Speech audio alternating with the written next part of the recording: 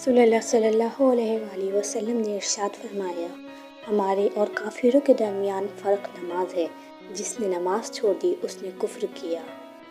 رسول اللہ صلی اللہ علیہ وآلہ وسلم نے ارشاد فرمایا، جو شخص شہرت کے لیے دنیا میں کپڑے پہنے گا، اللہ تعالیٰ اس کو قیامت کے دن رسوائی کے کپڑے پہنائے گا اور پھر اس میں آگ بھڑکائے گا۔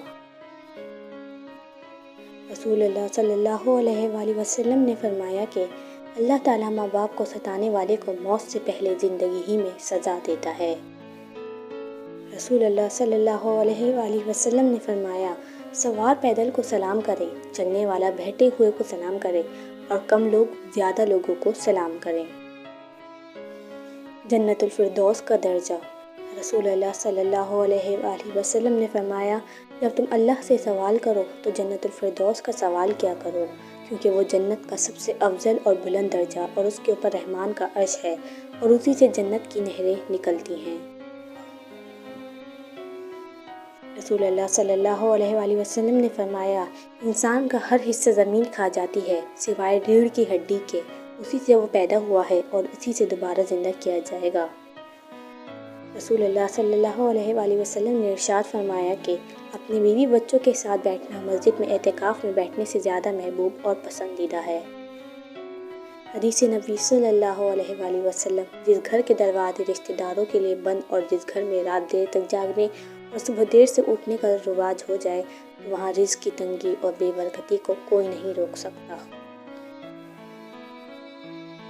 اسلام آسانی کا دین ہے۔ نبی کریم صلی اللہ علیہ وآلہ وسلم نے فرمایا، تم آسانی پیدا کرو اور تنگی پیدا نہ کرو، اور تم بشارت دینے والے بنو، نہ کہ نفرت پیدا کرنے والے۔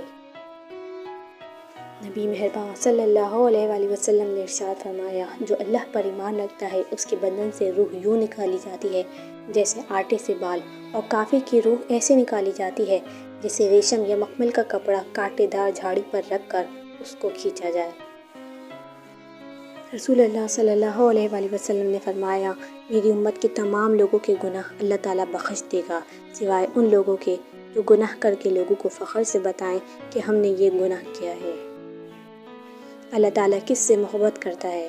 حضرت صلی اللہ علیہ وآلہ وسلم نے فرمایا، اللہ تعالیٰ اس انسان سے محبت کرتا ہے جو پرہیزگار ہو، بے نیاز ہو، گمنامی اور گوشہ نشینی کی زندگی بسر کرنے والا ہو۔ رسول اللہ صلی اللہ علیہ وآلہ وسلم نے ارشاد فرمایا، جس نے اللہ کا ذکر بہت کیا اس سے اللہ محبت کرتا ہے۔ رسول اللہ صلی اللہ علیہ وآلہ وسلم نے فرمایا، تمہارا رب اس نوجوان سے خوش ہوتا ہے جو خواہشات کی طرف مائل نہ ہو۔ رسول اللہ صلی اللہ علیہ وآلہ وسلم نے فرمایا، اللہ نے عورتوں سے مشابہت کرنے والے مردوں اور مردوں سے مشابہت کرنے والی عورتوں پر لعنت فرمائی ہے۔ رسول اللہ صلی اللہ علیہ وآلہ وسلم نے ارشاد فرمایا، اپنے شر سے دوسروں کو محفوظ رکھے، یہ بھی ایک قسم کا صدقہ ہے۔